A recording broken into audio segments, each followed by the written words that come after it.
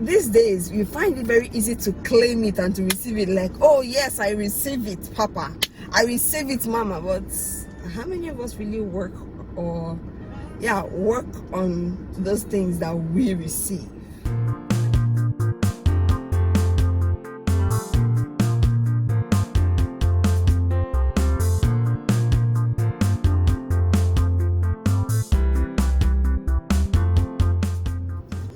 Hey people, you're welcome again to my channel. And if this is your first time seeing my face on these YouTube streets or any other social media streets that you see it, or seeing any of my videos generally, please make sure to subscribe. Subscribe, like, share, like all these things are very important. So make sure to subscribe. And if you are a returning subscriber, thank you very much for always coming back to watch my videos. Thank you for the support. Thank you for the love. And so let's get right to this video. So today we are discussing the topic faith and works. Like, this is a topic that has been on my mind for a really long time. And it's been like that because I see a lot of Christians, receiving and claiming blessings and prophecies and miracles and all that.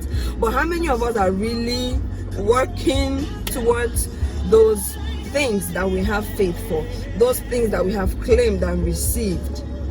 Remember, the Bible says that that your faith without works is dead. That's in the book of James 2 verse 26.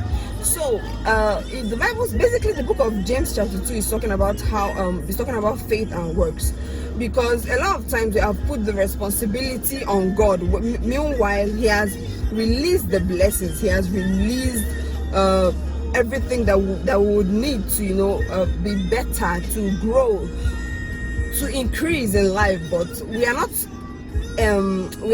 how do I put it? We are not partaking of them because we are not necessarily doing the things that we need to do to get those things. The Bible said that if you knock, the door shall be opened unto you. But if you are not knocking, how do you expect the door to be open? If you seek, you will find. But if you are not seeking, how do you find? So you see, there's a work attached to every there's a duty that is attached to whatever privilege you want to enjoy, but we always forgo the duty, the responsibilities. We just want to enjoy everything that needs to be enjoyed, but we don't want to do the things that we need to do.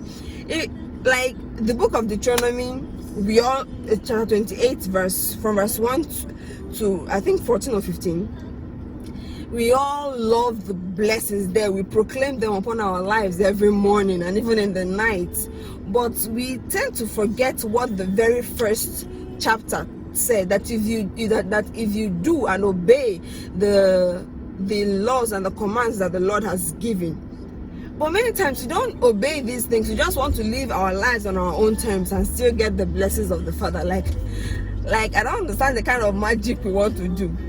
It's really becoming too much. Someone said that Christians are the laziest set of people that exists. Somehow I can't fault the person, but because we have so much left our responsibilities to God for Him to do. But He already said that His own part of the covenant He will not break. But why are we breaking ours? We want to get His blessings. We want to partake in all that He has made available, but we are not willing to follow His principles. If you want to God is a God of principle. He has laid out things that you have to do to get a certain thing. Yes, He has blessed you. He has given you everything freely. But then there are just simple things here and there that you need to do to get them. But how many of us are actually doing it? So we keep claiming and claiming and claiming. We have claimed certain blessings for years and they have not manifested in our lives because we have not done the thing that we need to do, to receive those things that we have claimed. So it's not about claiming it.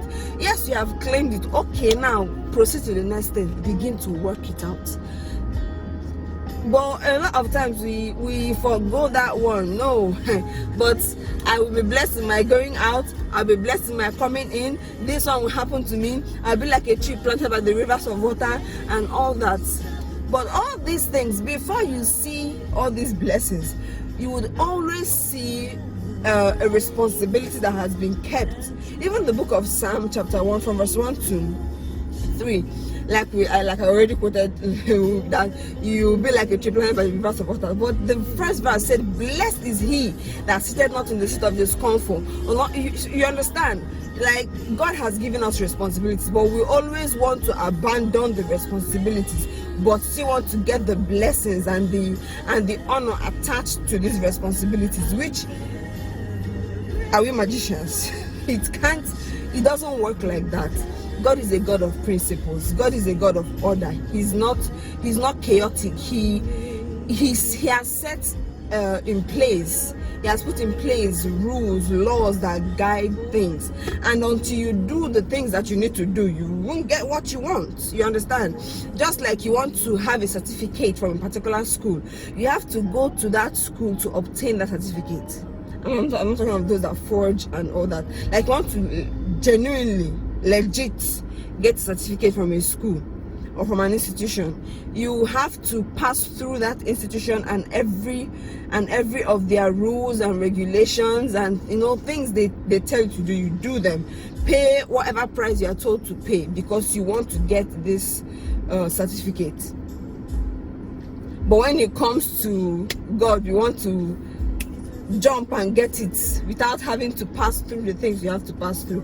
But it doesn't work like that. So we have to really check ourselves and adjust our ways. We need to make amends. If you want something, you have to be willing to work for it. If you want something from God, you have to be willing to go through his principles. You have to be willing to do things the way he has said to do it, because God cannot bring his standards low he can't bring his standards low. You have to come up to his standard, and he has given you the grace to come up to that standard. God is not a wicked God. He can't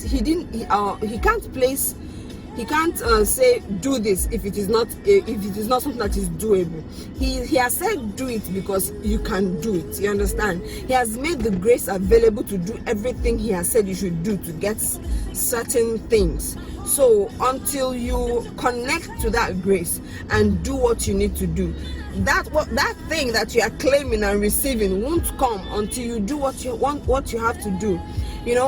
Listen to him, listen to the Spirit, do the thing that he has told you to do, and you will get what you want.